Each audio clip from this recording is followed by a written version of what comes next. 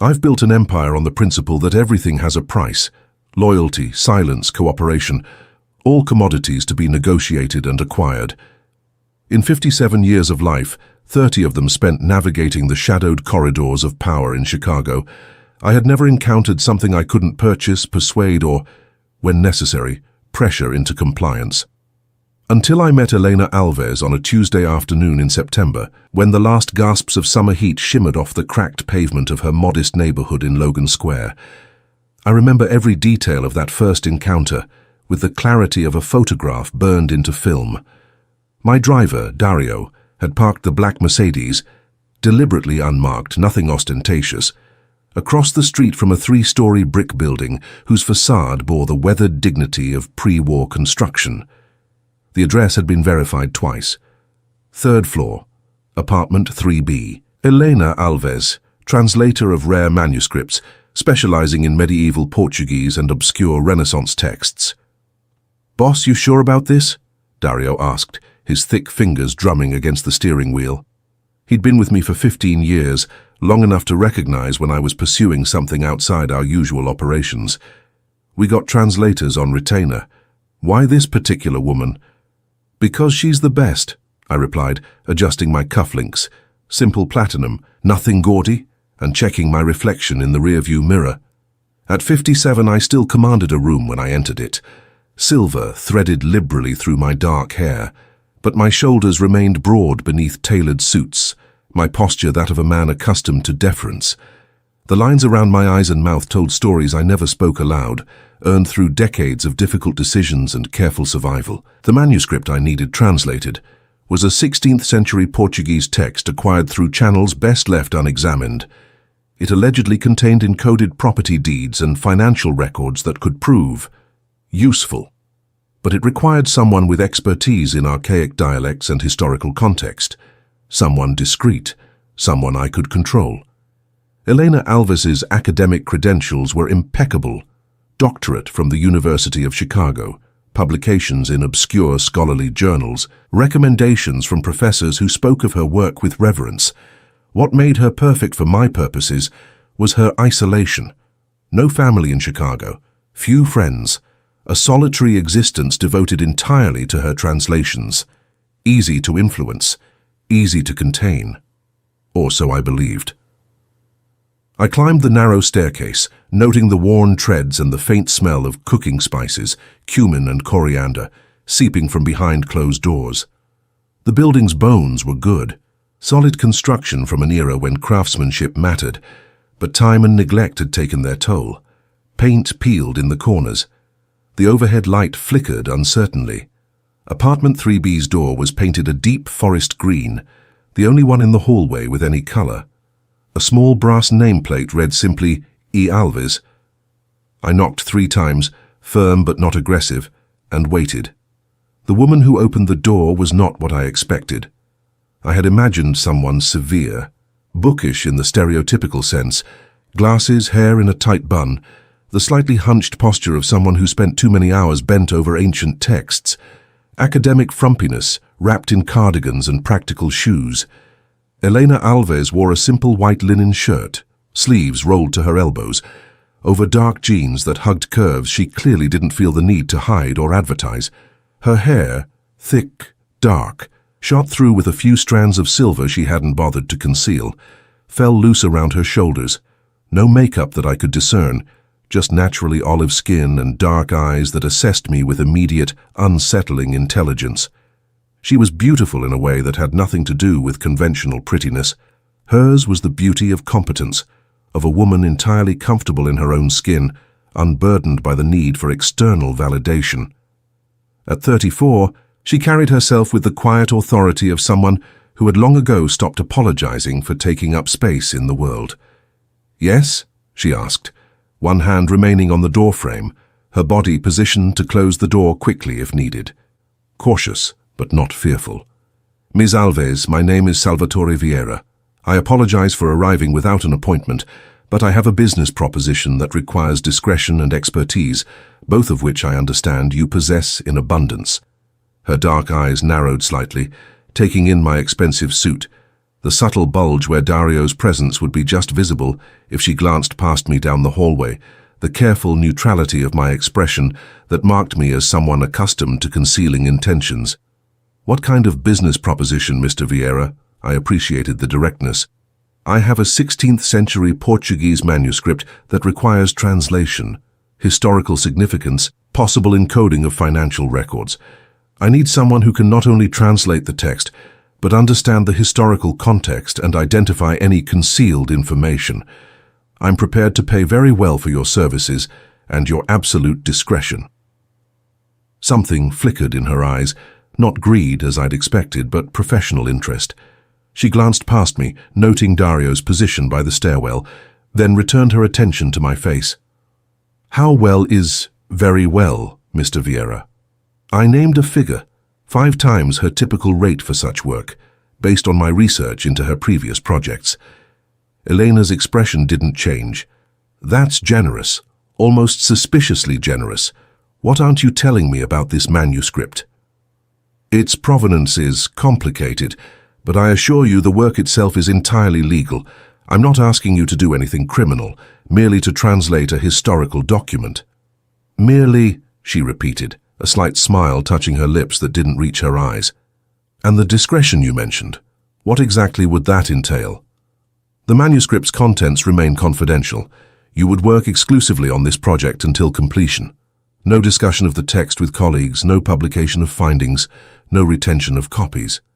Essentially, you want to buy not just my translation services, but my silence and my complete professional isolation for the duration of the project." "Precisely." Elena leaned against the doorframe, crossing her arms over her chest. The gesture drew my attention to her hands. No jewelry, nails trimmed short and practical, the fingers of someone who spent hours turning delicate pages. A small scar crossed her left thumb, silvery with age. "Mr. Vieira, I appreciate you coming here personally to make this offer. It shows a certain respect for my time and expertise, but I'm afraid I'll have to decline." The refusal was so unexpected that for a moment I simply stood there, certain I had misheard. "I'm sorry," I finally managed. "I'm declining your offer. I'm not interested in the project. Perhaps you didn't hear the compensation I mentioned. I'm prepared to—" "I heard you perfectly well, Choti," she interrupted, her voice remaining calm and courteous. "The money is generous, almost absurdly so, but I don't work under those conditions. Exclusivity, complete silence, no scholarly engagement with the material. That's not translation work, Mr. Vieira. That's complicity in something you're deliberately not explaining. So thank you, but no." I had negotiated with union bosses, politicians, rival organizations. I had faced down men with guns, navigated complex legal challenges, built an empire on my ability to read people and find their pressure points. But this woman, standing in the doorway of her modest apartment, with paint-stained floorboards visible behind her, had just refused me with the same casual politeness one might use to decline an unwanted magazine subscription. "Ms. Alves, I think perhaps you don't understand the opportunity I'm offering. This manuscript is clearly something you obtained through questionable means and need, translated without leaving any trail back to you. I understand perfectly, Mr. Vieira, and my answer is still no." "Everyone has a price," I heard myself say, an old reflex from years of negotiations. Eleanor's smile widened slightly, genuine amusement now lighting her dark eyes. "Do they? How sad for you, believing that. But some of us prefer to keep our dignity and professional integrity off the auction block. Now, if you'll excuse me, I have actual work to do. Good afternoon, Mr. Vieira." She closed the door, not slammed. That would have indicated emotion, anger, fear. Simply closed, with the quiet finality of someone ending an interaction that held no further interest. I stood in that hallway for a full 30 seconds, staring at the forest green door with its brass nameplate, trying to process what had just happened.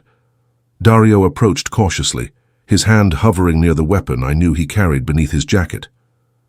"Boss, everything okay?" "She refused," I said, the words foreign in my mouth. "She wants more money?" "No, she just refused." I walked back down those stairs, climbed into the Mercedes and sat in silence as Dario drove us back toward my office in the Loop. The city scrolled past outside the tinted windows, the familiar landscape of my domain, every block containing businesses that paid tribute, officials who answered my calls, systems I had spent 3 decades learning to manipulate. And somewhere behind us, in a third-floor walk-up apartment, a woman who translated medieval manuscripts for modest fees had just dismissed me without a second thought. "Want me to look into alternatives?" Dario asked as we merged onto the Kennedy Expressway. "Other translators?" "No," I heard myself say. "Not yet." Because something had happened in that brief interaction, something I couldn't quite name. Elena Alves had looked at me, at Salvatore Vieira, who men feared and politicians courted, and seen nothing worth being impressed by, had assessed my offer with her sharp intelligence, and found it wanting not because the price was too low, but because the terms offended her principles. When had anyone last refused me on principle? That night, I sat in my study in the Gold Coast brownstone I'd owned for 20 years, a glass of 30-year-old scotch untouched at my elbow, thinking about dark eyes that held no fear and a voice that had said no, as though it were the easiest word in any language. My younger brother Bruno found me there near midnight, still sitting in the dark, still turning over the encounter in my mind. "Dario said the translator didn't work out," he said, pouring himself a drink and settling into the leather chair across from my desk. At 53, Bruno served as my consigliere, my most trusted advisor. Where I was force and intimidation, he was strategy and subtlety. "He also said she refused you. Actually refused. That true?" "Yes," Bruno whistled low. "Can't remember the last time someone did that. What did you offer her?" I told him. He whistled again. "And she still said no? This woman stupid or suicidal?" "Neither. Principled. Principles are expensive, Sal. Everyone sells them eventually." I took my first sip of the scotch, letting it burn down my throat. That's what I told her. She found it sad that I believed it. Bruno laughed, genuinely amused. "I like her already. So what now? We lean on her a little. Remind her what declining your generous offers might mean for her continued comfort in this city." The suggestion made something twist unpleasantly in my chest. The thought of threatening Elena Alves, of watching that quiet confidence turn to fear, of forcing her compliance through intimidation, felt wrong in a way I couldn't articulate. "No," I said firmly. "No pressure, no threats." "Then what? You just let it go? Except that Salvatore Vieira got told no by a translator living in Logan Square." I set down my glass and leaned forward, studying my brother's skeptical face. "Do you know what she did when I implied everyone has a price, Bruno?" She smiled, like I'd just revealed something embarrassing about myself, like my worldview was quaint. "So she's arrogant, all the more reason to—" "She's not arrogant. She's certain. There's a difference." I stood, moving to the window that overlooked the manicured garden behind my home. "When was the last time you met someone completely comfortable with who they are? Someone who doesn't need anything from you, doesn't want anything from you, doesn't fear you enough to pretend respect they don't feel?" "Never, I guess. That's kind of the point of the life we've built." "Exactly." I turned to face him. "Everyone in my orbit wants something or fears something. Elena Alves wanted nothing and feared nothing. Do you understand how rare that is? How refreshing?" Bruno studied me with growing concern. "Sal, you're not actually interested in this woman, are you? Because that would be complicated, I know." I returned to my desk, rolling the scotch glass between my palms. But I can't stop thinking about her, about the way she looked at me like I was just another person trying to sell her something she didn't want. No recognition of my name, no calculation about what knowing me might mean for her future. Just no. "And you're attracted to that, to being dismissed." "I'm attracted to authenticity, Bruno. I've spent 30 years surrounded by people who tell me what I want to hear, who smile when they're afraid, who agree because disagreeing might be dangerous. Elena Alves told me the truth because that's who she is. She didn't care enough about my power to modify herself for my convenience." Bruno was quiet for a long moment. "So what are you going to do?" I smiled, feeling something I hadn't felt in decades, genuine uncertainty, the thrill of not knowing how something would unfold. "I'm going to go back." "And offer her more money?" "No. I'm going to ask her what she's working on. I'm going to listen. I'm going to show her that Salvatore Vieira can be interested in someone else's work without immediately trying to exploit it. You think that'll change her mind about the manuscript?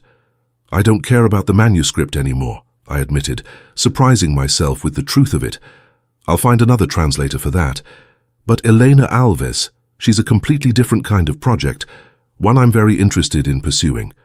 Bruno shook his head, a reluctant smile crossing his face. You're going to get your heart broken, old man. Woman like that, she's not impressed by what we've built. She'll probably refuse you 90 more times. Probably, I agreed, already planning my return to that third-floor walk-up with the forest green door. But I'm a patient man, Bruno, and I haven't been genuinely curious about another person in longer than I can remember. Elena Alves looked at me and saw nothing worth being afraid of. I want to know what she does see, what it would take for her to look at me and see something worth her time. And if she never does? I thought about that, about the very real possibility that Elena Alves would refuse me every single time I asked, would never compromise her principles, would never see me as anything more than an inconvenient interruption to her work. Then I'll have spent my time pursuing something genuine instead of something purchased, I said finally. That alone might be worth it. After Bruno left, I sat alone in my study until dawn, watching the sky lighten over Chicago, thinking about a woman who had refused me without a second thought, and somehow in that refusal had become the most interesting person I'd encountered in 30 years. I had built an empire on the principle that everything has a price. Elena Alves had just taught me, in the space of a 5-minute conversation, that perhaps the things worth having are precisely those that cannot be bought. On Wednesday morning, I had Dario drive me to a small Italian bakery I knew in Little Italy, where they made sfogliatelle the way my grandmother used to make them, crisp and flaky with ricotta filling sweetened just enough. I bought a dozen, still warm from the oven, and had them packaged in their simple white box tied with string. Then I had Dario drive me back to Logan Square, to that 3-story brick building with its weathered dignity, and I climbed those stairs again, carrying pastries and something that felt dangerously close to hope. This time when Elena opened the door, she was wearing reading glasses pushed up into her hair, a coffee cup in one hand, and an expression of genuine surprise. Mr. Vieira. I brought breakfast, I said, offering the white box. A peace offering. I was rude yesterday, arriving unannounced and assuming you'd be interested in my offer simply because the money was good. I apologize. She took the box automatically, her surprise deepening. You're apologizing. My mother raised me better than I showed yesterday. May I start over? Eleanor studied me for a long moment, her dark eyes searching my face for deception or manipulation. Whatever she saw there must have satisfied her, because she stepped back from the doorway. 5 minutes, Mr. Vieira. I have a deadline. I stepped into Elena Alves's world, and everything began to change. Elena's apartment was exactly what I should have expected, and nothing like what I'd imagined. The space was small, perhaps 600 square feet of living area, but every inch had been claimed with purposeful intention. Books lined every wall from floor to ceiling, organized by what I would later learn was language and era rather than author or subject. Portuguese texts occupied the wall nearest the window, their spines faded with age and handling. Latin manuscripts claimed the space above her narrow galley kitchen. Medieval French and Italian shared the wall opposite her desk. But it was her workspace that captured my attention completely. An antique wooden table, solid oak scarred with decades of use, dominated the main room, positioned to catch the northern light that poured through 3 tall windows. On its surface lay an organized chaos that spoke of deep concentration. A manuscript spread open beneath a glass weight, pages covered in her careful handwriting, reference books stacked within arm's reach, colored pencils for marking different types of annotations. The walls above her desk were covered with photographs, not of family or friends, but of illuminated manuscripts, architectural details from medieval churches, close-ups of calligraphy in scripts I couldn't identify. A corkboard held index cards covered in her handwriting, what looked like vocabulary lists and grammatical notes. "You can sit there," Elena said. gesturing to a worn armchair near the window as she moved to her small kitchen. "Coffee, I was about to make a fresh pot. Please." I settled into the chair, noting how it faced her workspace, positioned for someone who wanted to observe her at work. A reading lamp arched over one arm, a stack of novels, contemporary fiction this time, not academic texts, sat on the side table. "The sfogliatelle are from Nonna's," I said as she measured coffee grounds with the precision I was already recognizing as characteristic. "My grandmother was Sicilian. She made them every Sunday morning. These are the closest I've found to hers." Elena glanced at the white box she'd set on her small counter. "That's a very specific peace offering. I wanted to bring something that mattered, not just something expensive." She paused in her coffee preparation, looking at me directly. "Why?" "Why what? Why do you care about making peace with someone who refused your business offer? Men like you," she hesitated, choosing her words carefully. "Men with your kind of resources and influence don't usually accept no as a final answer. They find leverage. They apply pressure. They don't show up with pastries and apologies." I appreciated her directness, the way she didn't pretend ignorance about who I was. "You're right. Usually I don't. But you're not a business proposition anymore. Ms. Alves, you're someone who made me think about things I haven't considered in a very long time." "What things?" "Whether getting what I want is the same as getting what I need, whether power is the same as connection, whether being feared is the same as being known." Elena finished preparing the coffee, bringing two mismatched mugs, one clearly a souvenir from some academic conference, the other plain white ceramic, and settling into a chair across from me.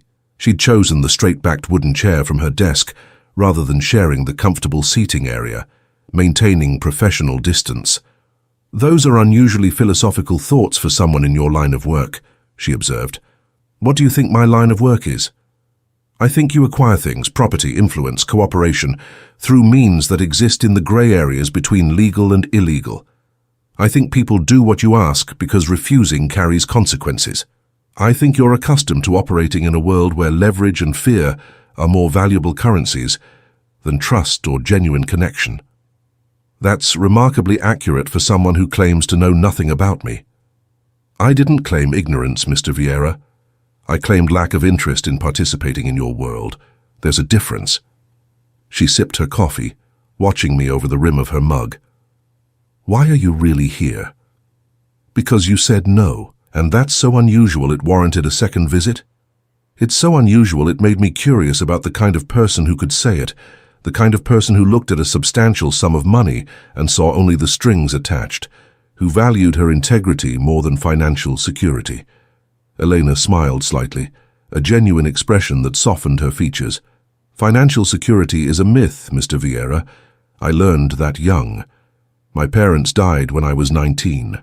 Car accident, sudden and stupid and wasteful. They'd spent their lives being secure, good jobs, retirement savings, health insurance, all of it meaningless in the face of a drunk driver running a red light. I learned then that the only thing you really own is who you are when no one's watching. Everything else can be taken away in an instant. I'm sorry about your parents. It was 15 years ago. I've made peace with it." She set down her mug. "But it taught me to make choices based on who I want to be, not what I want to have. Your offer yesterday, taking it would have required me to be someone I'm not. Someone willing to compromise her principles for money. So I said no. It was actually very simple." "Nothing about you is simple, Ms. Alves." "Elena, if you're going to keep showing up at my door with baked goods, we might as well use first names. Salvatore. Most people call me Sal. I think I'll stick with Salvatore," she said, a hint of amusement in her voice. "It suits you better. More formal, more old world." We drank our coffee in companionable silence. I found myself noticing details I'd missed in my first visit, the way sunlight caught dust motes floating above her workspace, the faint smell of old paper and ink that permeated the apartment, the classical music playing so softly I hadn't initially registered it. "What are you working on?" I asked, nodding toward her desk. Helena's face lit up with genuine enthusiasm. A 15th century Portuguese maritime log, a ship captain's personal journal from a voyage to West Africa. The Portuguese is archaic, full of nautical terminology that doesn't translate cleanly into modern language, and his handwriting is atrocious. But it's fascinating. You can see him grappling with the moral implications of the slave trade, trying to reconcile his Catholic faith with what he was being ordered to do. Ordered by whom? Portuguese nobility financing the expedition. They wanted gold and slaves. He wanted to map coastlines and document indigenous cultures. The tension is visible in every entry. She gestured to her notes. He never explicitly condemns the trade. That would have been too dangerous. But he finds ways to honor the humanity of the people he encounters, describes their family structures, their languages, their spiritual practices. It's subtle rebellion. You admire him. I admire his courage to document truth even when truth was dangerous, to maintain his integrity within a system designed to crush it. She met my eyes. Sound familiar? You think I'm like these Portuguese nobles, financing something morally questionable? I think you're like most powerful people throughout history, operating within systems that reward ruthlessness and punish compassion. The question isn't whether you're trapped in that system. It's whether you ever stop and question it. And you think I don't? I think you showed up yesterday trying to buy my cooperation without bothering to say, please. That suggests a man who's forgotten what it means to ask, rather than demand. The criticism should have angered me. Instead, I found myself smiling. You're right. I did forget. So let me try again. Elena, would you please tell me more about this ship captain and his impossible position? She studied me for a moment, clearly weighing whether my interest was genuine or manipulative. Whatever she decided must have been in my favor, because she stood and gestured for me to follow her to her desk. For the next hour, Eleanor walked me through her translation process, explaining how she cross-referenced nautical terminology, how she identified emotional subtext in formal language, how she built historical context around bare facts. She spoke with her hands when she was excited, gesturing to illustrate points, her whole body engaged in the act of explanation. I found myself genuinely fascinated, not by the manuscript itself, though it was interesting, but by watching Elena work, by seeing the precision of her mind and the passion she brought to honoring these centuries-old words. She wasn't just translating language, she was resurrecting a human being, giving voice to someone who'd been silent for 500 years. You love this, I observed when she paused to refill our coffee cups. Of course I do. Why else would I spend years getting a doctorate in medieval Portuguese literature? Why else would I live in this tiny apartment, translating obscure manuscripts for modest fees, when I could be teaching at a university for a steady salary? Why don't you teach, I mean? Eleanor leaned against her kitchen counter, cradling her fresh mug. Academia requires compromises I'm not willing to make. Publish or perish, department politics, competing for grants. I tried it for 2 years after finishing my doctorate, hated every minute except the actual research. So I left. Built this instead. She gestured around her book-lined apartment. It's small and uncertain, but it's mine. I answer to no one but the text itself. That's a luxury most people can't afford. It's a priority most people won't choose, she corrected. There's a difference. I live simply, keep my expenses minimal, take freelance work that interests me, and decline what doesn't. I have enough. That's more than most people can say. I thought about my Gold Coast brownstone, the expensive suits, the Mercedes waiting downstairs with Dario inside, all the markers of success I'd accumulated over 3 decades. Elena had just described it all as excess rather than achievement. You think I'm wasteful, I said. I think you've confused having things with being someone. Most people do. It's not a moral failing, Salvatore, it's just sad. You pity me. A little, she admitted. You came here yesterday trying to buy my cooperation because that's the only method of connection you remember. You came today with pastries because someone along the way taught you that gifts can be manipulative too. But you haven't yet figured out how to just be. How to be present with another person without an agenda. And if my agenda is simply to know you better, then you're still operating transactionally. I'll invest time and attention now so you'll give me something later. That's not connection, Salvatore. That's investment strategy. She was right, of course. Everything I did was calculated, measured against potential returns. Even this conversation, even my genuine fascination with her work, part of me was still thinking about what it might yield. How does one stop being transactional? I asked, genuinely curious. Eleanor smiled. You start by staying present in moments that serve no purpose, by having conversations that lead nowhere, by spending time with someone simply because you enjoy their company, not because you're working toward any particular outcome. Is that what this is? A purposeless conversation? It's starting to be. You asked about my work. I told you. You seemed genuinely interested. That's not transaction.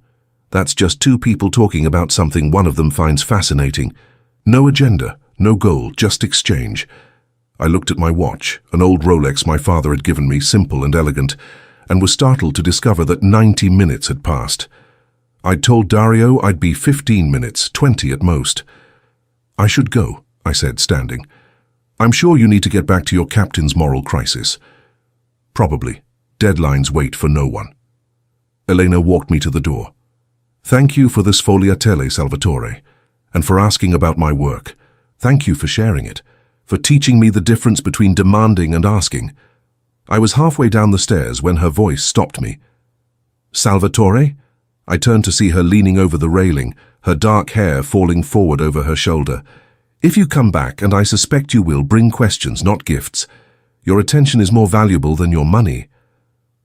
I drove back to my office with those words echoing in my mind, with the taste of good coffee and better conversation still on my tongue, with the unfamiliar sensation of having spent time doing absolutely nothing productive and feeling somehow enriched by it.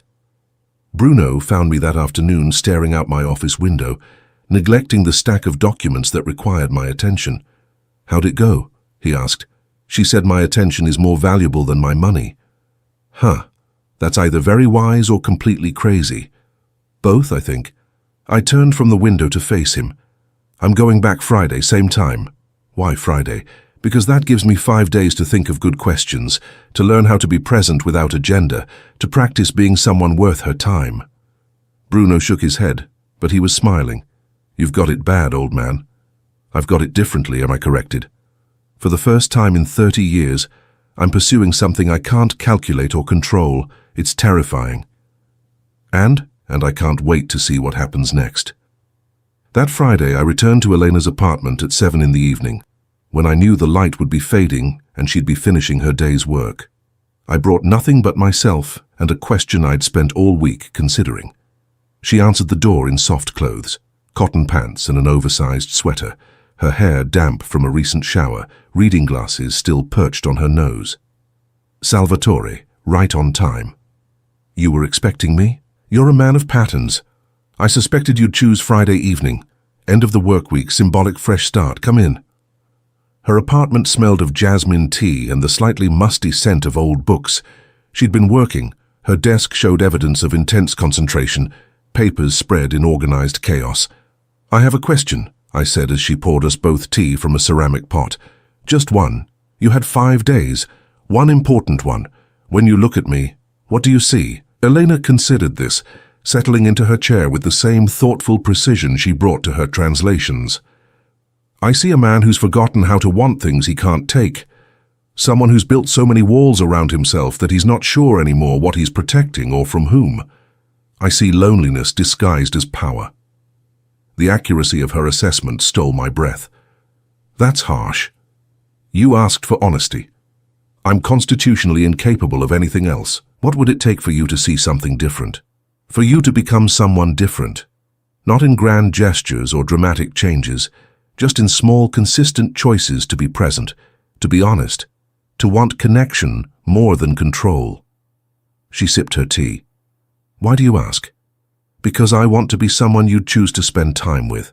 Not someone you tolerate or pity, but someone whose company you genuinely value. Then stop trying so hard.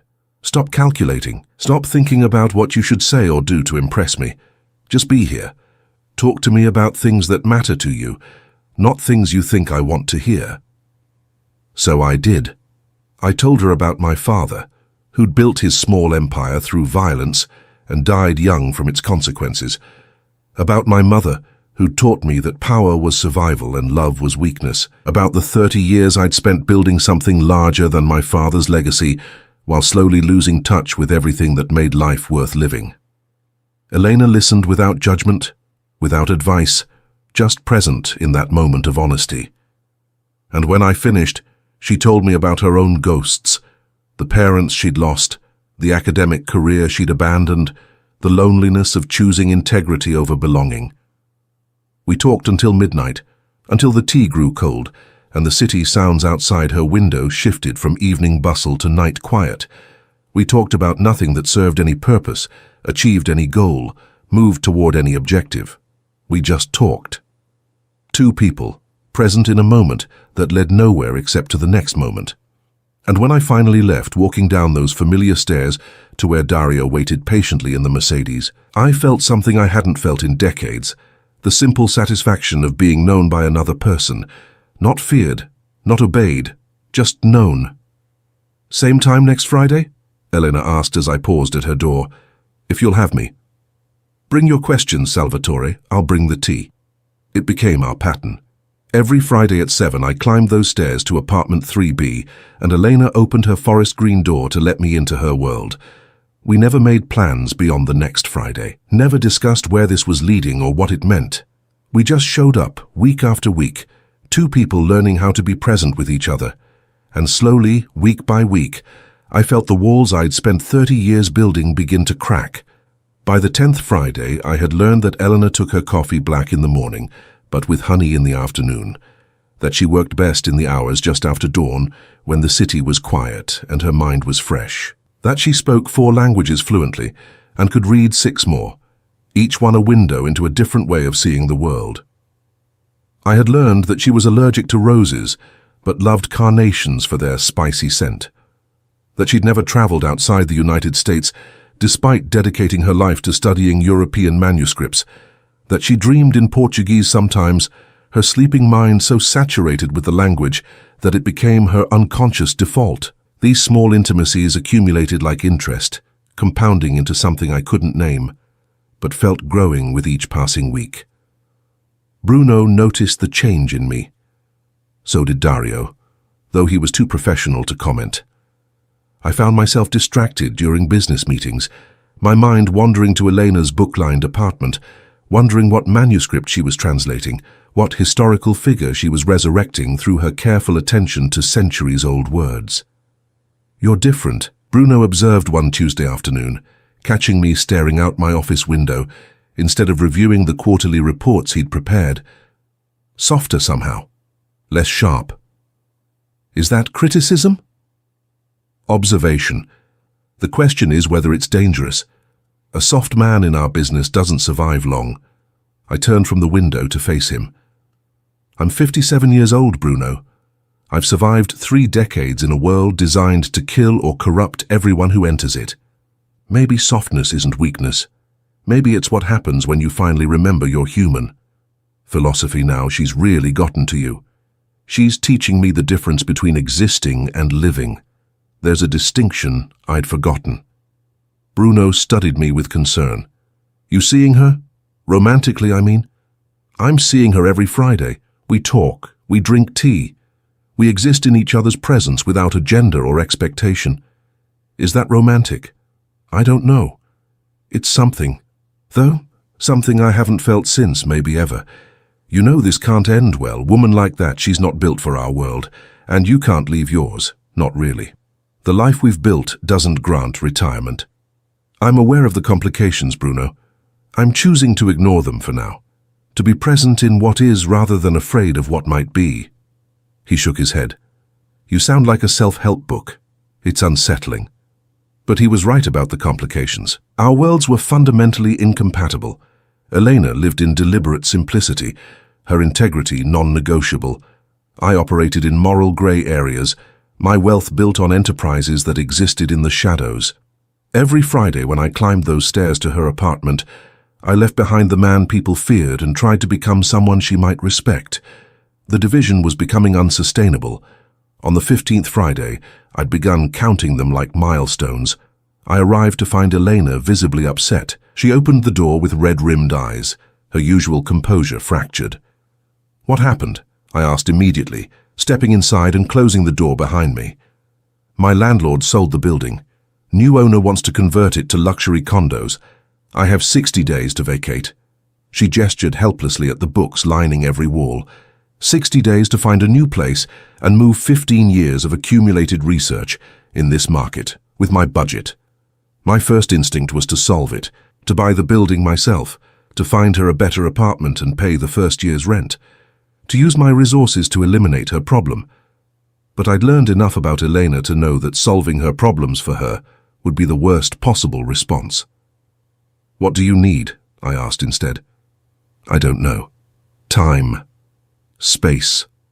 A miracle."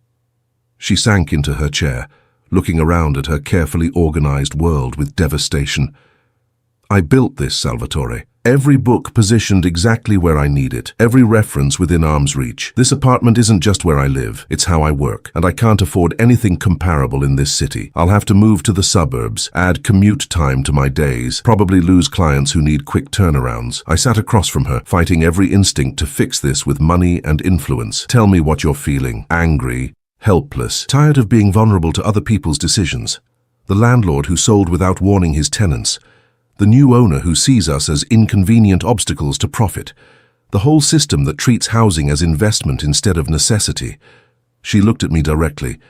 "Your world, Salvatore. The world where everything is transaction and everyone is either profit or obstacle. That's not fair. Isn't it? You said yourself that you acquire things, that you operate in gray areas, that your business is built on leverage and fear. How is that different from what's happening to me right now? Someone with more power and resources deciding my life matters less than their profit margin." The comparison stung precisely because it was accurate. I had spent 30 years being the person with more power, the one making decisions that affected others without considering their humanity. Elena's crisis was a mirror reflecting the casual cruelty of my entire operating system. "You're right," I admitted quietly. "I am part of this system. I've benefited from it, perpetuated it, used it to build my empire, and I don't know how to separate myself from it without destroying everything I've built. I'm not asking you to destroy anything, Salvatore. I'm tired. Tired of struggling alone, tired of every bit of stability I managed to create being undermined by forces beyond my control." She wiped her eyes impatiently. "I'm sorry. You came here for our usual Friday conversation, and I'm dumping my problems on you." That's what this is, though, isn't it? Not just philosophical discussions, but actual life, actual struggles. You've shared your world with me for 15 weeks. Let me be present in the difficult parts, too. Elena smiled slightly through her distress. The student becomes the teacher. What would help right now? Not what can I fix for you, but what would help you feel less alone in this? She considered the question seriously. Help me make a plan. Not solve it for me, but think through options with me. Be another brain working on the problem instead of trying to make the problem disappear. So we spent that Friday evening not in philosophical conversation, but in practical problem solving. We calculated her budget, searched rental listings, made lists of what was essential versus what was merely preferred. We talked about storage options for books, about the possibility of a smaller workspace, about what she could sacrifice and what she absolutely needed.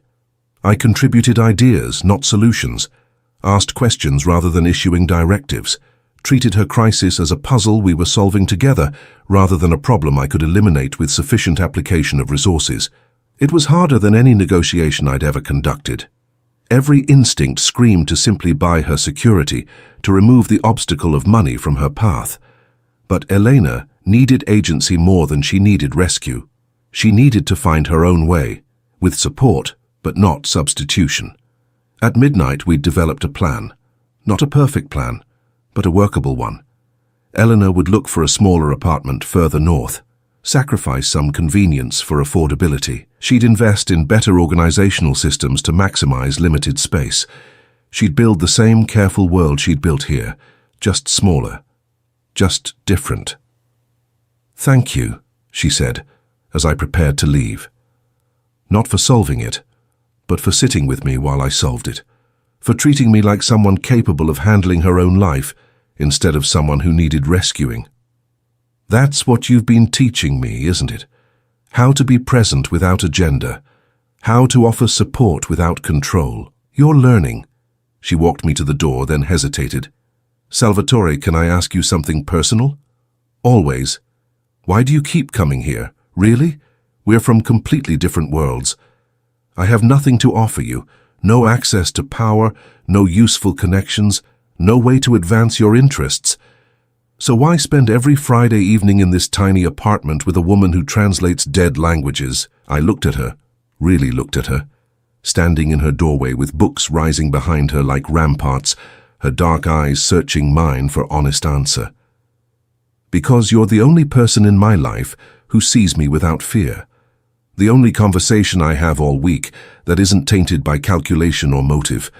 When I'm here, I'm not Salvatore Vieira who men fear and politicians court.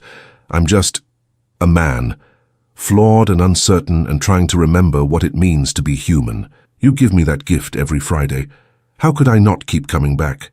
Something shifted in Elena's expression, a softening, a recognition. You're not what I expected either. What did you expect?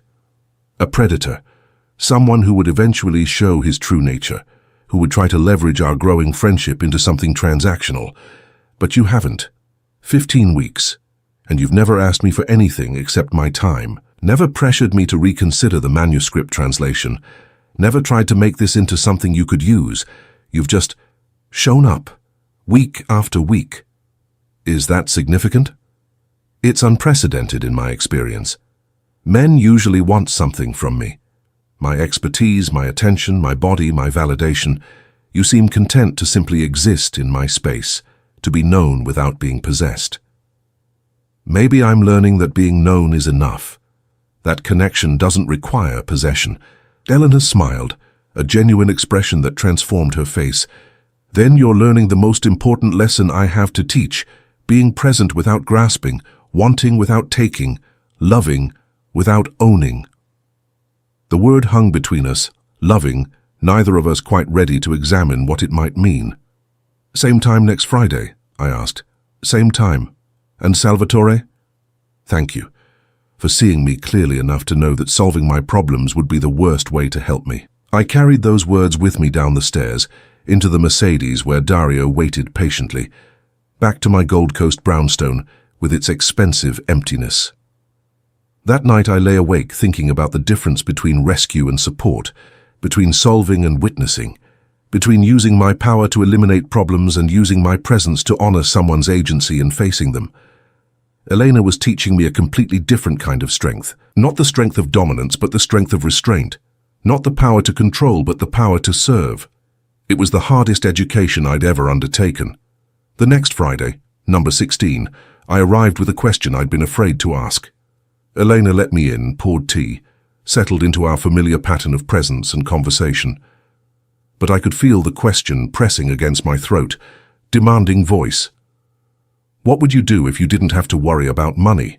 I finally asked. If resources were unlimited, how would you structure your life? Eleanor considered this, her dark eyes distant with imagining. I'd travel, see the places I've only experienced through manuscripts, walk the streets of medieval Lisbon, touch the stones of Portuguese fortresses in West Africa, stand in the libraries where these texts were originally housed. I'd photograph architectural details, study regional variations in calligraphy, understand the physical context of the words I translate. What else? I'd teach, not in traditional academia with its politics and compromises, but informally. I'd mentor young translators, share what I've learned about honoring historical voices. I'd create space for people who love this work to learn it properly. She smiled. And I'd have a cat. I've always wanted a cat, but my landlord doesn't allow pets. That's all? Travel, teaching, and a cat? What else is there? A bigger apartment would be nice, I suppose. Better lighting for my workspace. But fundamentally, my life is already what I want it to be. I just want more security in maintaining it, more freedom to expand it. I don't need luxury, Salvatore. I need stability. The simplicity of her desires made my chest ache. In her position, most people would have wanted wealth, status, the markers of success I'd spent 30 years accumulating. Elena wanted security to be herself, freedom to share what she knew and a cat. If I could give you those things, you can't, she interrupted gently, because accepting them from you would change our dynamic, would make me someone who takes from you instead of someone who exists alongside you, would introduce obligation where now there's only choice. Do you understand the difference? I did, though it frustrated me. I had the resources to give Elena everything she wanted, the travel, the teaching space, the security, the cat. But giving them would transform our Friday evenings from genuine connection to transactional relationship, would make her someone indebted to me rather than someone who chose my company freely. How do people who care about each other navigate this? I asked. The practical reality that resources are unequal, that one person has the capacity to make the other's life easier? How do you offer help without creating obligation? Carefully, respectfully, with constant attention to agency and choice. Elena set down her tea. But Salvatore, we're not at that place yet. We're still learning each other, still figuring out what this is. Introducing material support now would corrupt something that's still very fragile. What is this? I asked. The question I'd been avoiding for 16 weeks finally spoken aloud. What are we doing here every Friday? Eleanor was quiet for a long moment, her fingers tracing the rim of her mug. I think we're learning how to want each other without consuming each other, how to be present without possessing, how to care without controlling. She met my eyes. I think you're teaching me that powerful men can choose gentleness, and I'm teaching you that some things worth having can't be taken. And if I want more than Friday evenings, more than philosophical conversations and careful distance, then you'll need to be patient, because trust like what you're asking for takes time to build, especially when the power imbalance between us is so significant. She paused. And because I'm not sure yet whether you want me or simply want something you can't have. The first time someone told you no and you've been fascinated by it ever since. But fascination isn't the same as love, Salvatore. It's just another form of appetite. Her words hit like physical blows. You think I'm here because you refused me? That this is just extended pursuit of something denied? I think it's part of your motivation. Maybe not all of it, but part. And until you can separate genuine care from the compulsion to possess, we need to maintain careful boundaries. I wanted to argue, to defend myself, to prove that my feelings were more than acquisitive appetite. But Elena's clear-eyed assessment stopped me. How much of my fascination with her was genuine connection, and how much was simply the novelty of someone I couldn't control? You're right, I admitted. I don't know how to want someone without trying to possess them. It's the only model of relationship I've ever known. But I'm trying to learn something different, trying to become someone capable of caring without controlling. That's why I keep coming back, Elena, not to wear down your resistance, but to learn from your example how to be better than I've been. Then keep coming back, she said softly. Keep showing up without demands. Keep being present without agenda. Keep choosing restraint when every instinct screams for control. That's the work, Salvatore. That's how you become someone I could trust with more than Friday evenings.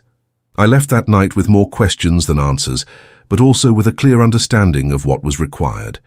Elena wasn't playing hard to get. She was setting boundaries that honored both of us, protecting something fragile and important from the corrupting influence of power and possession. If I wanted more, and I was beginning to admit that I desperately wanted more, I would have to earn it through consistent demonstration that I could care without controlling, want without taking, love without owning. It was the hardest negotiation of my life, and the other party refused to be negotiated with. All I could do was keep showing up, week after week, learning how to be present without grasping, how to want without demanding, how to become someone worthy of Elena's freely given time. The education continued, Friday after Friday, lesson after patient lesson in how to be human. Winter settled over Chicago with the particular brutality the city is known for. Wind that cut through the thickest coat, snow that turned immediately to grey slush, cold that made even the short walk from car to building an act of endurance. I had Dario bring me to Elena's apartment every Friday regardless of weather, had him wait in the running car for hours while I climbed those familiar stairs. By the 30th Friday, our pattern had become essential to my week. Everything else, the business meetings, the negotiations, the careful maintenance of my empire, felt like filler between the moments when I could sit in Elena's book-lined apartment and simply be. I had learned more about her in those 30 weeks than I'd learned about anyone in my entire adult life. The way she chewed her lower lip when concentrating on a particularly difficult translation, the soft sound she made when discovering an elegant turn of phrase in medieval Portuguese, the careful ritual of her tea preparation, the precise temperature and steeping time she swore made all the difference. I had also learned the boundaries of her tolerance. She would share her intellectual life freely, her work, her thoughts on manuscripts, her fascination with historical figures whose voices she resurrected. But her emotional life she guarded carefully. Personal questions were answered with thoughtful brevity. Questions about past relationships deflected with gentle humor. Any inquiry that suggested I was trying to know her in order to possess her met with immediate withdrawal. "You're protecting yourself," I observed one particularly cold February evening after she'd neatly sidestepped my question about her longest relationship. "Of course I am. Wouldn't you in my position?" "What position is that?" Elena set down her tea, meeting my eyes directly. "A woman of modest means spending every Friday evening with one of the most powerful men in Chicago. A man accustomed to getting what he wants through whatever means necessary. A man who originally approached me with a transactional offer that I refused, but who hasn't stopped pursuing contact despite that refusal." She paused. "From the outside, Salvatore, this looks like the long game. Patient predator wearing down careful prey." The assessment stung because I could see how it might appear that way. "And from the inside, what does it look like to you?" "More complicated. I believe your interest is genuine. I believe you're sincere in wanting to learn a different way of relating. But sincerity doesn't eliminate power imbalance. Genuine interest doesn't erase the fact that you could destroy my life with a phone call if I truly angered you. I would never—" "You say that now when I'm being agreeable, when I'm giving you what you want, my time, my attention, my conversation. But what happens when I refuse you something you really want? What happens when gentle pursuit stops working and your patience runs out? Will you still be this careful, respectful man?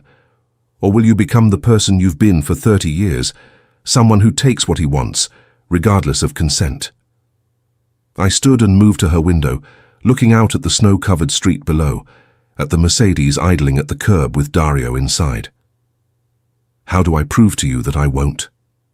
That I've changed, or am changing?" "You don't prove it with words, Salvatore. You prove it by staying present when things are difficult, by maintaining your restraint even when you're frustrated, by respecting my boundaries even when they inconvenience you." She joined me at the window. "And by accepting that some things can't be proven, only demonstrated through years of consistent behavior." Years? Did you think 30 weeks of Friday evenings would undo 30 years of operating a certain way? Did you think wanting to change was the same as having changed? I thought I was making progress. "You are," she said, her voice softening. "Real, significant progress. You show up every week without demands. You listen instead of directing. You ask instead of assuming. That's extraordinary growth, Salvatore, but it's still early, still fragile, still untested in ways that matter. How do I get tested?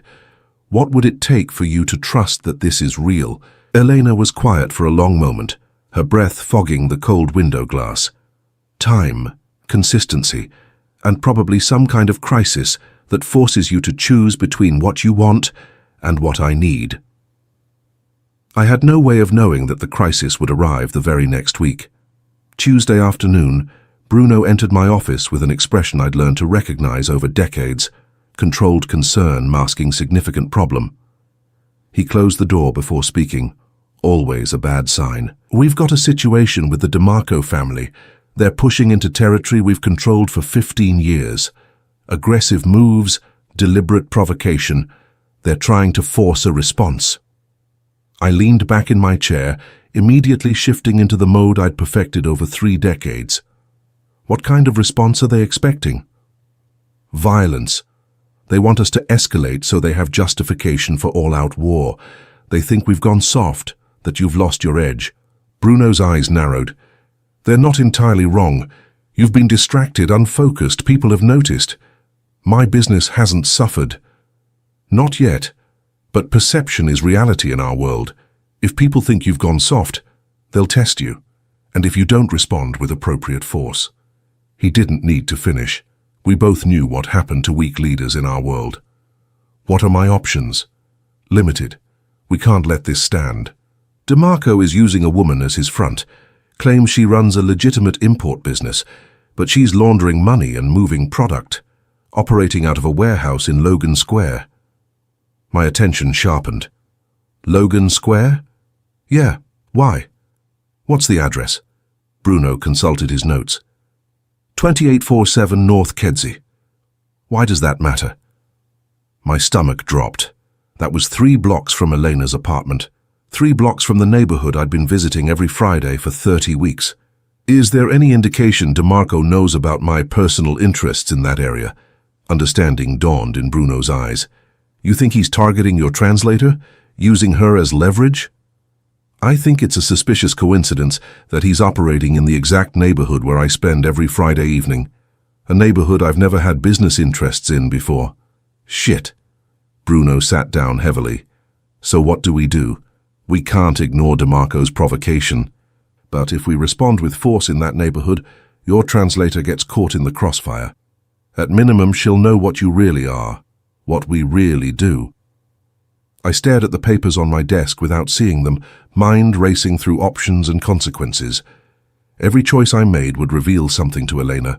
Responding with violence would prove her fears about me justified, that beneath the careful courtesy, I was still the predator she suspected.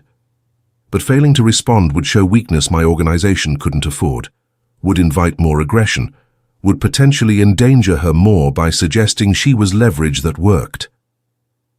There's a third option, I said slowly. We respond, but not with violence. We outmaneuver instead of outmuscle, make DeMarco's operation unprofitable without any direct confrontation. How? His front woman is running a supposedly legitimate import business, so we make it actually legitimate. Flood the market with legal alternatives, undercut her prices, make her illegal side business unnecessary for her customers. Meanwhile, we quietly inform the relevant authorities about code violations, tax irregularities, or the bureaucratic obstacles that legitimate businesses have to navigate. We strangle the operation with red tape and competition instead of bullets. Bruno stared at me. That'll take months, cost us significant money, and it's not the strong response that re-establishes our reputation. No, it's a smarter response, one that achieves the same goal without collateral damage, without putting innocent people at risk. I met his eyes. Without forcing me to be the person I'm trying not to be anymore. This is about her, the translator. This is about the kind of man I want to be, Bruno, the kind of operation I want to run. We've spent 30 years using fear and violence because it was efficient. Maybe it's time to discover if there's another way. And if DeMarco interprets this as weakness, if others follow his lead, then we deal with that when it comes. But I'm not sacrificing who I'm trying to become to maintain a reputation built on who I used to be. Bruno stood shaking his head. You've changed, Sal. I'm not sure yet if it's for better or worse, but you've definitely changed. After he left, I sat alone in my office, understanding that I'd just made the choice Elena had predicted. Between what I wanted, the easy, violent solution that would have been my default response 6 months ago, and what she needed, even though she didn't know she needed it. I'd chosen the harder path, the one that might cost me reputation and money and influence, because the alternative would have destroyed whatever I was building with her. The test had come sooner than expected, and I'd passed, though at a cost I wouldn't fully understand for weeks. That Friday, I arrived at Elena's door with snow in my hair, and the weight of my decision still heavy on my shoulders. She took one look at my face and knew something was wrong. What happened? I wanted to tell her. wanted to share the burden of the choice I'd made, the gamble I was taking with my organization's future, because I refused to let violence touch her neighborhood. But telling her would mean explaining my world in detail she'd deliberately avoided knowing. "Business complications," I said instead. "Nothing for you to worry about." Eleanor studied me with those dark, knowing eyes. "You're lying, or at least not telling me the whole truth. Some truths would burden you with knowledge you've carefully chosen not to have. I'm protecting you from details that would force you to be complicit in my world, by making decisions about things that affect my neighborhood without telling me." I looked up sharply. "What do you know?" "I know there's been increased activity around the warehouse 3 blocks away. I know there are new faces in the neighborhood, people who don't quite fit. I know you've been distracted for the past 3 days, and I'm not naive enough to believe that's coincidence." She crossed her arms. "I also know you're trying to protect me from something. The question is whether that protection is for my benefit or yours." "Both," I admitted. "There's a situation developing. I'm handling it in a way that prioritizes civilian safety over efficiency. It's going to cost me, in money, in time, in reputation. But it means your neighborhood won't become a war zone. Because I live here. Because innocent people live here. Because the collateral damage of my usual methods would be unacceptable. Because—" I paused, weighing how much to reveal. "Because I'm trying to be someone who solves problems without creating casualties. Someone who deserves the trust you're carefully not giving me yet." Elena was quiet for a long moment. "What would you have done 6 months ago, before our Friday evenings?" I would have responded with overwhelming force. Quick, brutal, effective. The situation would have been resolved in a week with no ambiguity about my willingness to protect my interests. And now I'm trying something smarter but slower, less violent but more expensive. It might work, it might fail spectacularly and encourage more challenges to my authority. But at least I'll be able to look at you without seeing the violence I used to maintain my power reflected in your eyes. Something shifted in Elena's expression. She moved closer, studying my face with an intensity that made me feel exposed. "You're choosing the harder path because of me, because of what I might think of you. I'm choosing it because of who I want to become. You're just showing me who that is." She reached out then, for the first time in 30 weeks of Friday evenings, and touched my face. Her palm against my cheek, warm, despite the winter cold that clung to both of us. "Thank you. For choosing carefully. For protecting people you don't even know, because violence would make you someone you don't want to be." I covered her hand with mine, holding it against my face. "This is the test you mentioned, the crisis that forces me to choose between what I want and what you need. And you chose well, Salvatore. You chose to be the man you're trying to become instead of the man you've been. That matters more than you know." We stood that way for a long moment, her hand against my face, my hand covering hers, something fundamental shifting between us. Not possession, not consumption, just connection, freely offered and carefully received. "I should tell you," Elena said softly, "that choosing the harder path because it's right, that's more attractive than any amount of power or money could ever be. You're learning, Salvatore. Slowly, imperfectly, but genuinely learning." I turned my head slightly, pressing a kiss into her palm before releasing her. "And you're still keeping your careful distance, still protecting yourself from complete trust." "For now," she agreed, "but a little less distance than before, a little more trust earned. It wasn't everything I wanted, but it was progress. Real progress, built on actual choices rather than pretty words." We spent that evening not in our usual conversation, but in comfortable silence, Eleanor working on a translation, while I sat in my accustomed chair reading a novel she'd recommended. The domesticity of it, being present in each other's space without needing to fill every moment with words, felt more intimate than any conversation we'd ever had. At midnight, when I prepared to leave, Eleanor walked me to the door as always. But this time, she didn't simply say goodnight. She stood on her toes and kissed my cheek, a brief press of lips against skin that sent warmth flooding through my chest. "Same time next Friday?" she asked. "Same time," I confirmed, my hand coming to rest briefly at her waist. "Always." The DeMarco situation took 3 months to fully resolve, exactly as Bruno had predicted. It cost us significant money and some reputation among those who valued quick, violent responses.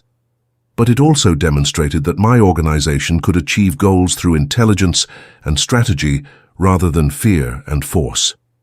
More importantly, it kept Elena's neighborhood safe, kept her world untouched by the darker aspects of mine, kept me from being the person she'd feared I would become when tested. Through those 3 months, I showed up every Friday at 7, and every Friday Elena's trust grew incrementally. She shared more of her emotional life, asked more personal questions, allowed more physical closeness. Her hand in mine during conversation, my arm around her shoulders when she was tired, small intimacies that suggested walls lowering brick by careful brick. "You passed," she said one Friday in May, when Chicago had finally remembered that seasons other than winter existed. "The test I mentioned, you passed. What was the passing grade?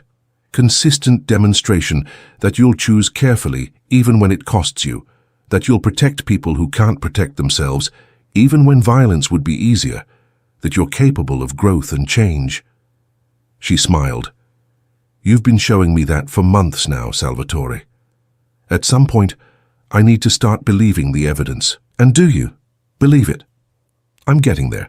Slowly, carefully, but genuinely getting there." It wasn't a declaration of love.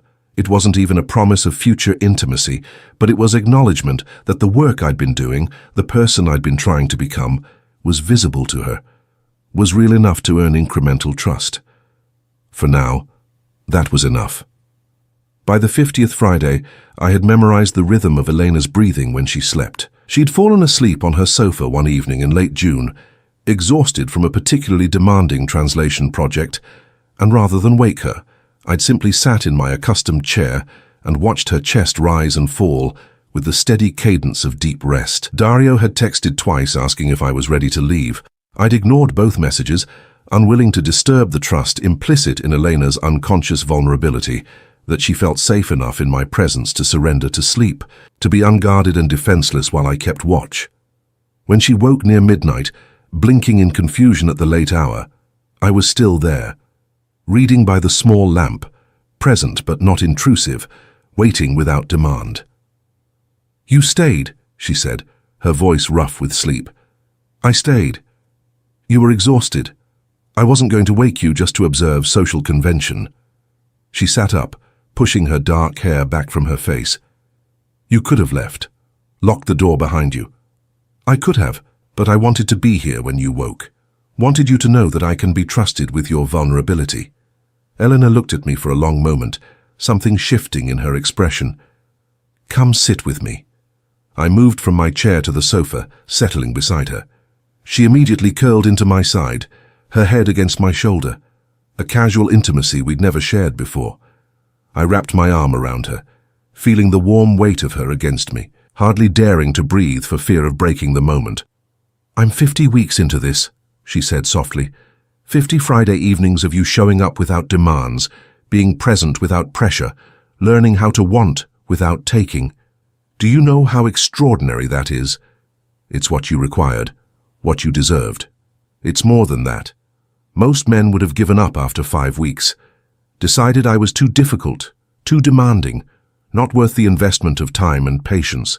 But you've been here every single Friday, even when you were dealing with the DeMarco situation, even when you were exhausted from managing your business, even when I gave you nothing more than conversation and careful distance.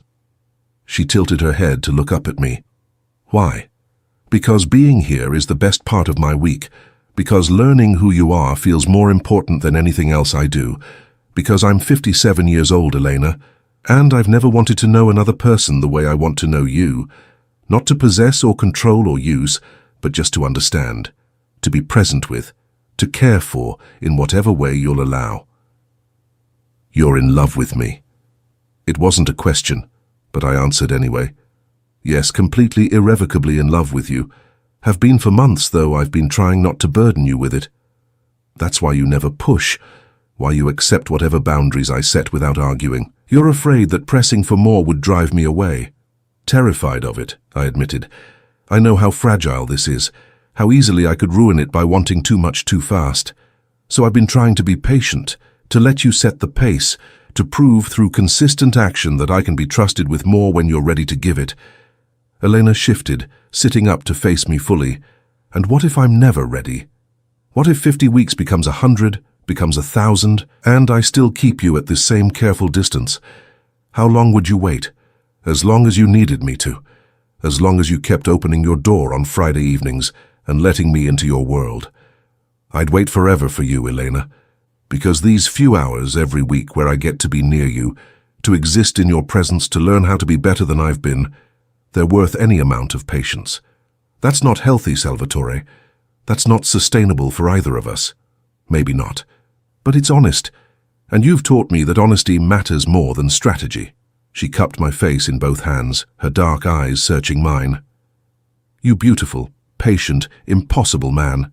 You've spent almost a year learning how to love without possessing. Do you have any idea how rare that is, how precious? Are you saying, I'm saying I trust you? Finally, completely trust you. I've tested you in every way I could think of. I've maintained boundaries that would have broken most men's patience. I've given you every opportunity to show your true nature, to reveal the predator underneath the courtesy. And you haven't. You've just kept being present, kept being careful, kept choosing restraint when you could have chosen pressure. My heart was pounding so hard I was certain she could feel it. What does that mean, Elena? It means I'm ready for more, not everything, not all at once, but more. It means you've earned the right to closer proximity, to greater intimacy, to being someone I choose to build a life with instead of someone I carefully keep at Friday evening distance. I couldn't speak, could barely breathe. 50 weeks of patient waiting, of careful restraint, of learning how to want without taking, all of it culminating in this moment where Eleanor was offering what I'd been afraid to hope for. Say something, she whispered. I don't want to rush you. Don't want you to feel pressured to give more than you're ready to give just because I've been patient. She laughed, a genuine sound of delight, still protecting my agency even when I'm offering what you want. That's exactly why I'm ready to offer it, Salvatore, because you'll never take more than I freely give. Never, I agreed. I promise you that. Whatever we build together, it will be at your pace, on your terms. Our pace, she corrected. Our terms. This isn't you accommodating me anymore. It's both of us building something together. She leaned forward, her forehead resting against mine. I love you too. I've been fighting it for months because loving someone with your power, your history, your potential for damage felt like terrible judgment. But you've proven that power can be wielded carefully, that history doesn't determine future, that potential for damage can be transformed into potential for protection. I closed my eyes, letting her words sink in. Eleanor loved me. This extraordinary woman who'd refused me without hesitation, who'd taught me how to be human again, who'd required 50 weeks of patient demonstration before trusting me with her heart. She loved me. Can I kiss you? I asked, knowing that even now, especially now, I needed explicit consent. Yes, she breathed. Please, yes. I kissed her with 50 weeks of restrained desire behind it, with all the careful patience I'd learned, transformed into reverent attention. Her mouth opened beneath mine, her hands sliding into my hair, her body pressing close with an urgency that matched my own. But even in passion, I maintained awareness of consent, of boundaries, of her agency to stop at any point. When we finally broke apart, both breathing hard, Elena smiled against my lips. Take me to dinner. I pulled back slightly, confused by the non sequitur. What? Take me to dinner. Tomorrow night. An actual date instead of Friday evening conversations in my apartment. I want to see what it's like to be courted by Salvatore Vieira in the actual world instead of this careful bubble we've created. Are you sure? Going public with our connection means my world starts to touch yours more directly. People will know you're important to me. That could bring complications. I'm sure. I've spent 50 weeks keeping careful distance from your public life. It's time to discover whether what we've built in private can survive in daylight. She traced my jawline with gentle fingers. Unless you'd prefer to keep me as your secret Friday evening companion, I would shout from every rooftop in Chicago that you've agreed to dinner with me. I just want to make sure you've considered the implications. I've considered everything, Salvatore. I've spent almost a year considering every possible angle and implication. Now I'm choosing to trust what we've built, to believe that you'll protect me from the worst aspects of your world while letting me be part of your actual life. She kissed me again briefly. Besides, you owe me 92 rejections worth of proper courtship. Time to start paying that debt. I laughed, joy flooding through me. 92? I counted. Every Friday you came here, every time I maintained boundaries that kept this from becoming romantic, every week you accepted my terms without argument. 92 times I essentially refused to be courted. Now I'm ready. So court me properly, Salvatore Vieira. Show me what you've been holding back all this time. The next night I picked Elena up in the Mercedes, not to hide our connection but to show her the full reality of my life, including the security that was now permanent fixture. Dario opened the door for her with careful respect, having been thoroughly briefed on how valuable this woman was to me. Elena wore a simple black dress that somehow managed to be more elegant than the designer gowns I was accustomed to seeing at expensive restaurants. Her hair fell loose around her shoulders, and she'd applied minimal makeup that enhanced rather than concealed her natural beauty. "You're stunning," I said, as she settled into the leather seat beside me. "You're biased. But thank you." I took her to a small Italian restaurant in River North, family-owned, impeccable food, and nothing ostentatious about its elegance. The kind of place where quality mattered more than flash, where the pasta was handmade and the owner's grandmother's recipes were treated as sacred texts. The owner, Giuseppe, greeted me warmly but with clear curiosity about my companion. I'd never brought a woman here before, had always dined alone or with business associates. Elena's presence was noteworthy. "Giuseppe, this is Elena Alves. Elena, Giuseppe Moretti. His family has been making the best pasta in Chicago for 3 generations." "2 generations," Giuseppe corrected with a smile. "My son refuses to learn, says he's going to be a lawyer instead." He shook Elena's hand warmly. "Any woman who can convince Salvatore to smile like that is welcome in my establishment. Your usual table?" He seated us in a quiet corner, brought wine I hadn't ordered but knew I'd want, left menus but suggested we let him choose our courses. It was the kind of service that came from decades of relationship, from being more than just customer and owner. "He likes you," Elena observed after Giuseppe retreated to the kitchen. "I helped his family once, when developers were trying to force them out of this location. Reminded certain people that this restaurant was untouchable." I smiled slightly. "One of the few times I've used my influence for something entirely good. You do that more than you admit. The hospital wing you donated, the scholarship fund, the protection you extend to businesses in your territory that treat their workers fairly." I looked at her in surprise. "You researched me." "Of course I did. You researched me before our first meeting. Seemed only fair to understand who I was spending my Friday evenings with." She sipped her wine. "You're more complex than your reputation suggests, Salvatore. Capable of great violence, certainly, but also capable of great generosity. You exist in grey areas, morally speaking." "Does that bother you?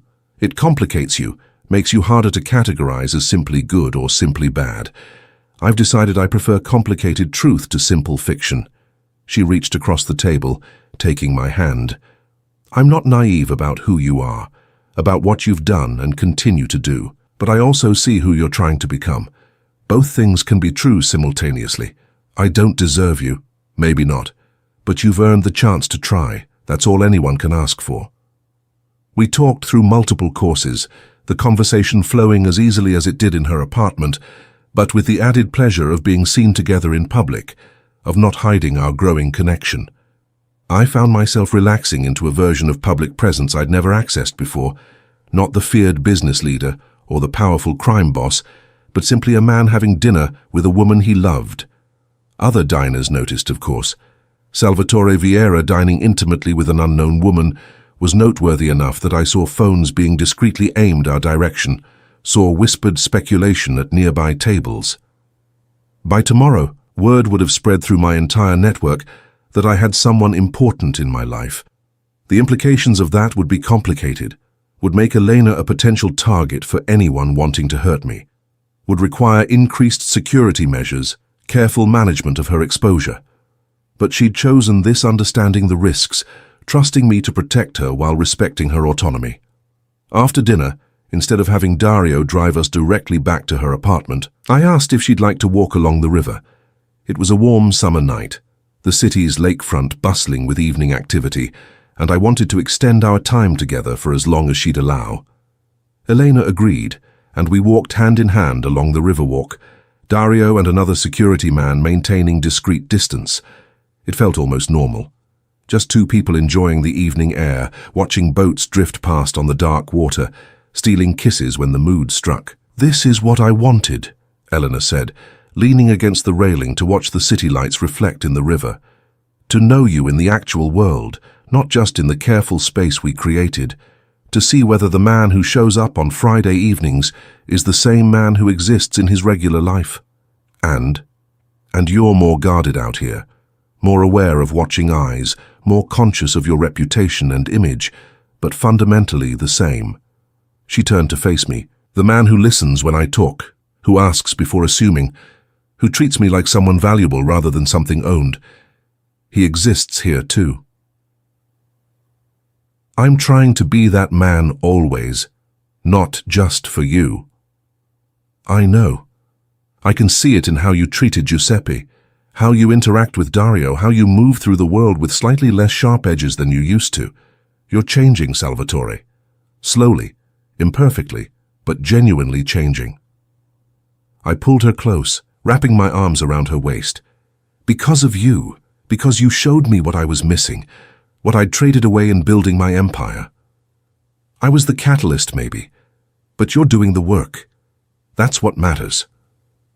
We stayed there for a long time, wrapped in each other's arms, watching the city we both loved from different perspectives. Elena's Chicago was books and translation and careful scholarship. Mine was power and influence and carefully managed fear. But in this moment, standing on the riverwalk with the woman I loved in my arms, our Chicagos overlapped. When I finally drove her home, I walked her to her door as I'd done 92 times before, but this time, when she invited me in, it wasn't for tea and conversation. "Stay," she said simply. "Not for anything more than I'm ready to give, but stay. Sleep beside me. Let me wake up tomorrow knowing you're still here." I stayed. We lay in her narrow bed, fully clothed, wrapped in each other's arms. I listened to her breathing slow and deepen as she fell asleep against my chest, felt the trust implicit in her vulnerability, understood the gift she was giving me, not her body, not yet, but her presence through the night, her willingness to be unguarded while I kept watch.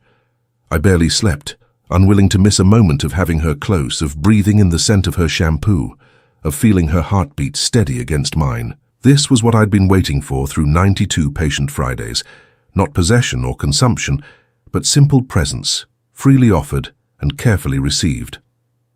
When dawn light filtered through her curtains, Elena stirred, blinking awake to find me watching her. "You're still here," she murmured. "I'll always be here when you want me. For as long as you want me." She smiled, sleepy and content. "Then I think you're going to be here a very long time, Salvatore Vieira." It was the most beautiful promise I'd ever received. The 93rd Friday arrived 2 years after the first. 2 years of patient waiting, of careful restraint, of learning how to love without possessing. 2 years of watching Elena's trust grow brick by brick until the walls between us had transformed from barriers into bridges. In those 2 years, our lives had intertwined in ways I'd never imagined possible. Elena had moved to a larger apartment, one she'd found and chosen herself, though I'd quietly ensured the building was secure and well-maintained through channels she didn't need to know about. Her books still lined every wall, her workspace still commanded the best light, but now there was space for me too. A comfortable chair that had become mine, a drawer in her dresser for the clothes I kept there, a second key that hung on my keyring alongside the ones that opened my various properties. I hadn't moved in, precisely, but I spent more nights in her bed than in my own, my body curled protectively around hers, our breathing synchronized in sleep. Dario had long since stopped questioning the hours I kept, had become accustomed to driving me to Logan Square more often than to my Gold Coast brownstone. My business had evolved too. The DeMarco situation had taught me that intelligence could be more effective than intimidation. That strategy could achieve what violence had accomplished, but at lower cost, both moral and practical. I still operated in grey areas, still wielded power that came from fear and influence, but I'd found ways to be more surgical, more careful, more mindful of collateral damage. Bruno attributed the changes to Elena's influence, and he wasn't wrong. Knowing her, loving her, being accountable to someone whose respect I desperately wanted to maintain, it had reformed my decision-making in fundamental ways. I still did things she wouldn't approve of, but I did fewer of them, and with greater consideration for consequences beyond my immediate interests. "You're domesticated," Bruno observed one Thursday afternoon, catching me checking my watch for the third time in an hour. "Can't even focus on business meetings anymore because you're thinking about tomorrow night. Friday evenings are important to me." "Friday evenings are your entire life now. You realize that, right? Everything else, the business, the meetings, the careful management of your empire, it's all just filler between the moments you get to be with her." Is that criticism? Observation? You're happier than I've ever seen you. Also more vulnerable. Anyone who wants to hurt you now knows exactly where to apply pressure. The concern was valid. In 2 years, Elena had become my most significant weakness, the leverage point that could compromise every defense I'd built. I'd increased security around her, without her full knowledge, had people watching her building, had resources allocated to ensuring her safety that she'd probably find invasive if she knew about them. "She's worth the vulnerability," I said.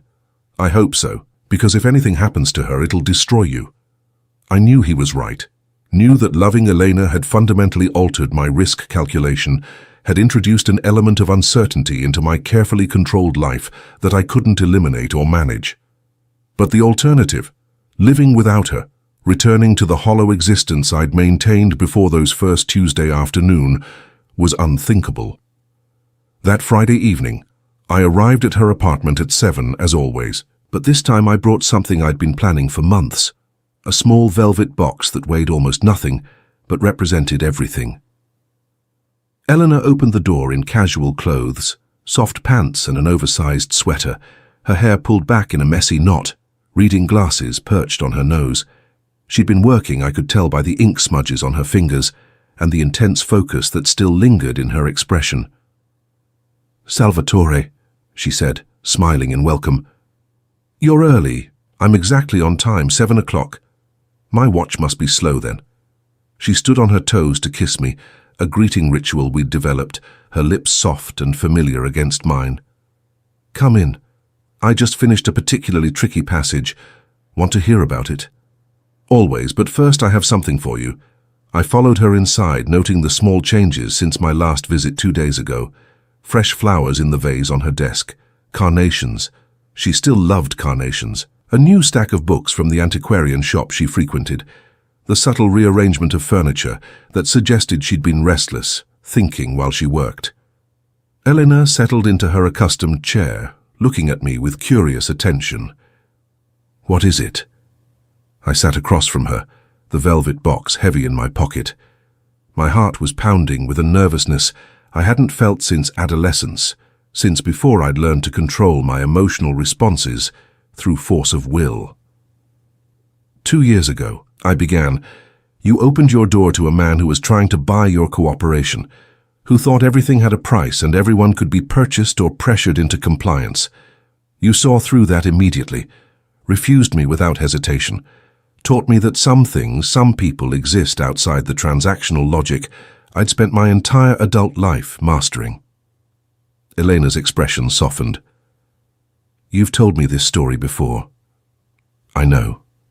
But I need you to understand what it meant. What you've meant. Before you I was powerful but empty, feared but not known. I'd built an empire at the cost of my humanity, and I didn't even realize what I'd lost until you showed me what life could be when someone sees you clearly and chooses you anyway. Salvatore, let me finish, please." I took a deep breath. You've spent 2 years teaching me how to love without possessing, how to want without taking, how to be present without agenda. You've required patience I didn't know I was capable of. You've set boundaries that forced me to become better than I've been. You've given me the gift of being known, truly known, by another person. I pulled the velvet box from my pocket, but didn't open it yet. Just held it, this small container of my hopes and fears. I know I'm not what anyone would choose for you.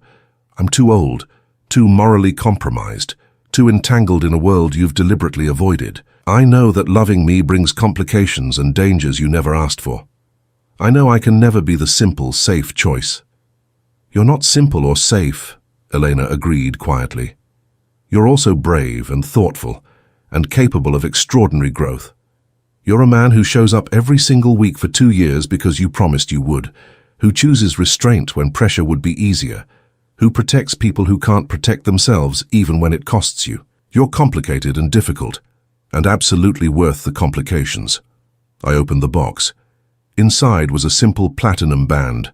No ostentatious diamond, no flashy display of wealth, just elegant metal that would sit comfortably on her hand without interfering with her work, without announcing ownership or possession. Elena Alves, will you marry me? Will you choose to build a life with me, on your terms, at your pace? Will you let me spend whatever years I have left, learning how to be worthy of the trust you've given me? She stared at the ring, then at me, her dark eyes shining with tears. You beautiful, patient, impossible man. Do you know how many marriage proposals I've refused in my life? I don't, actually. 5. 5 different men who thought that because they wanted me, I should want them back, who offered marriage like it was a promotion I should be grateful to receive, who never asked what I wanted, only assumed my answer. She reached out, taking the box from my hands. You're the first person who's ever asked like it was a real question, like my answer might actually be no, and that would be acceptable. Your answer might be no, that would be devastating, but acceptable. I'll wait longer if you need me to. I'll keep showing up on Friday evenings for another 2 years, another 10 years, however long it takes for you to be sure. Salvatore, shut up. I fell silent, watching as Elena lifted the ring from its velvet nest. She studied it carefully, the way she studied manuscripts, looking for meaning in every detail. It's simple, she observed, like you prefer. Nothing ostentatious. Nothing that would interfere with your work. Practical. Thoughtful, I hope. She slipped it onto her finger. It fit perfectly, because I'd carefully measured her size months ago, planning this moment with the same attention to detail I brought to everything involving her. The platinum caught the afternoon light streaming through her windows, elegant against her olive skin. Yes, she said simply. I wasn't sure I'd heard correctly. Yes? Yes, I'll marry you. Yes, I'll build a life with you. Yes, I choose you, complications and all, because you're the only man who's ever seen loving me as a privilege to earn rather than a right to claim. She smiled through tears. Also because you do the dishes without being asked, and you've read every book I've ever recommended, and you remember that I like honey in my afternoon tea. I crossed the distance between us in 2 strides, pulling her into my arms, kissing her with 2 years of patient wanting finally allowed to express itself fully. She kissed me back with equal intensity, her hands fisting in my shirt, her body pressed close against mine. I love you, I murmured against her lips. I love you so much it terrifies me. I love you too, even though you're bossy and overprotective and impossibly stubborn. Those are features, not bugs. She laughed, the sound bright with joy. That's exactly what I'm agreeing to marry. A man who thinks his worst qualities are actually strengths. We sank onto her sofa together, Elena curled against my side, both of us staring at the ring on her finger, like it might disappear if we looked away. The late afternoon light slanted through her windows, illuminating dust motes and book spines and the woman I loved, all rendered golden and precious by the quality of the light. When did you know? Elena asked. When did you know you wanted to marry me? I considered the question carefully. There wasn't one moment, it was cumulative. Every Friday evening when you let me into your world, Every conversation that made me think differently about who I am and who I want to be. Every boundary you set that forced me to become better. Every small intimacy you allowed as your trust grew. All of it accumulating until one day I realized I wanted to spend the rest of my life showing up for you, learning from you, being someone worthy of your love. That's a long engagement period. Most people propose after a few months, not 2 years. Most people haven't spent 2 years learning that the best things can't be rushed. That trust builds slowly. That some questions need time before they can be honestly asked. Elena twisted to look up at me. What changed?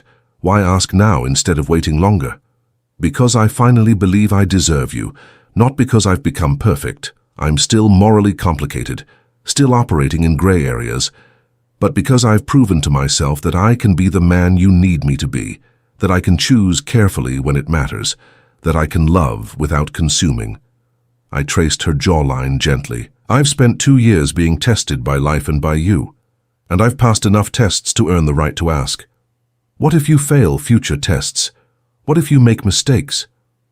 Then we'll work through them together, because that's what marriage is, not finding someone perfect, but finding someone whose imperfections you're willing to accept while they work on becoming better. You've already accepted mine. Now I get to spend our lives working on deserving that acceptance. She was quiet for a long moment, her fingers playing with the ring. My work will always be important to me. I won't give up my translations, my research, my identity, to become just someone's wife. I would never ask you to. Your work is part of who you are. I'm marrying all of you, not just the parts that are convenient for me. I'll need space sometimes, solitude, hours where I'm focused on manuscripts and not available for conversation or connection. I know. I've spent 2 years watching you work. I understand the depth of concentration your translations require. I won't move to your Gold Coast brownstone, won't play hostess to your business associates, won't become ornamental decoration for your public life. I wouldn't want you to. We can live wherever you're comfortable. We can keep our relationship as private as you need it to be. You say that now, but marriage changes things, introduces expectations from other people about how we should be, how we should present ourselves. I took her face in my hands, making sure she could see the sincerity in my eyes. Elena, I've spent 2 years learning that your terms are non-negotiable. That loving you means accepting every boundary you set. That has not changed and will not change because of a ring. We'll build our marriage exactly the way we've built our relationship. With you setting the pace, with me following your lead, with both of us choosing each other freely every single day. You're giving me all the power. I'm giving you all the respect you deserve. There's a difference. She kissed me then, deeply, thoroughly, with a passion that suggested our engagement had shifted something fundamental. When we broke apart, both breathing hard, she smiled against my lips. I should cook you dinner, celebrate properly. I should take you out, somewhere elegant and expensive where I can show off my fiancé. Or, she said, standing and tugging me toward her small kitchen, we could stay here, make something simple together, spend our first evening as an engaged couple the same way we've spent every Friday for 2 years, present with each other, agenda-free, just being. I followed her into the kitchen, watching as she pulled ingredients from her refrigerator with practiced efficiency. We'd cooked together before, had developed an easy rhythm of shared space and collaborative creation, but tonight it felt different, charged with new meaning. "What are we making?" I asked, tying on the apron she handed me, a ridiculous thing covered in Portuguese phrases that I'd learned to read during our time together. "Pasta, simple carbonara, the kind your grandmother would approve of." My grandmother would have loved you. Because I cook Italian food, because you refuse to compromise yourself for anyone. She was like that, fierce and unbreakable. My grandfather spent 60 years earning her respect every single day. Elena paused in her preparation, looking at me with sudden understanding. "Is that what this is? You following in your grandfather's tradition of patient courtship?" "Partly. Also blazing my own trail. My grandfather never had to unlearn violence and control. Never had to transform himself from predator to partner. That's my particular challenge. We cooked in comfortable silence, the easy collaboration of two people who'd learned each other's rhythms. Elena diced pancetta while I grated parmesan. I boiled water while she whisked eggs. We moved around each other in her tiny kitchen with practiced grace, our bodies knowing where the other would be, anticipating movements before they happened. "This is what I want," Elena said as we sat down to eat, simple pasta and salad. Wine I'd brought weeks ago and left in her cabinet. This simple domesticity, this easy partnership, not grand gestures or expensive displays, just us showing up for each other in ordinary moments. Then that's what our marriage will be, every day. We talked through dinner about practical matters, when to tell Bruno, how to manage the public announcement, whether to have a ceremony or simply file paperwork. Elena wanted small and private. I wanted whatever made her happy. We negotiated with the same careful respect that had characterized our entire relationship, each of us yielding to the other's priorities, neither of us demanding or controlling. After dinner, we washed dishes together, another ritual we'd developed, her washing while I dried. The normality of it, the domestic simplicity, felt more profound than any grand romantic gesture could have been. This was what I'd been waiting for through 93 patient Fridays, not fireworks or drama, but simple partnership, freely chosen and carefully maintained. "Come to bed," Elena said when the kitchen was clean, taking my hand and leading me toward her bedroom. "Not for anything you're not ready for, but because I want to fall asleep as your fiancé and wake up tomorrow still wearing this ring." We lay together in her bed, fully clothed, wrapped in each other's arms, exactly as we'd done hundreds of times before. But now, with the weight of commitment between us, the knowledge that this was no longer temporary or uncertain, but a conscious choice to build something permanent. "I never thought I'd do this," Elena murmured against my chest. "Never thought I'd meet someone worth compromising my solitude for. Worth the complications of commitment. Worth it? So worth it. Because you compromise too. You meet me where I am instead of demanding I come to where you are. That's the difference between possession and partnership." I kissed the top of her head, breathing in the familiar scent of her shampoo. 2 years ago, I would have said that 93 rejections, even spread over 2 years, would have broken my patience, would have proven the futility of pursuit. And now? Now I understand that those 93 times weren't rejections. They were invitations to grow, to become someone worthy of the 93rd Friday, when you finally opened the door all the way and invited me fully into your life. Elena lifted her head to look at me, her dark eyes soft in the dim light. "You know what the best part is? I'm not settling. I'm not compromising my standards or lowering my expectations. You actually became the man I needed you to be. That's extraordinary. You made me extraordinary, showed me what I was capable of when I stopped trying to control everything and started trying to understand it. We made each other extraordinary," she corrected. "That's how this works. Two people choosing to grow together, to be better together than they could be apart." As Elena's breathing slowed and deepened in sleep, I lay awake thinking about the improbable journey that had brought us here, from a Tuesday afternoon rejection to a Friday evening proposal, from a woman who wouldn't sell her integrity to a man who learned that integrity was worth more than any empire. I had built my life on the principle that everything has a price, that everyone can be bought or pressured into compliance.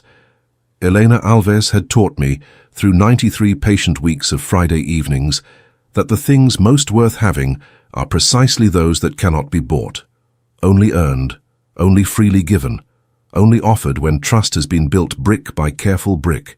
2 years of patient waiting, 2 years of learning how to love without possessing, 2 years of becoming someone worthy of this extraordinary woman's freely given heart. It had been worth every second, every test, every moment of restraint when my instinct screamed for control. Because on the 93rd Friday, Elena had finally opened her door all the way, and I had walked through it not as a predator claiming territory, but as a partner choosing commitment. As a man who had learned, at 57 years old, that the most profound power is not the power to take, but the power to wait, to be present, to become worthy, to love without owning, and to be loved in return, freely and fully, by someone who sees you clearly and chooses you anyway. That, I had finally learned, was worth any amount of patience.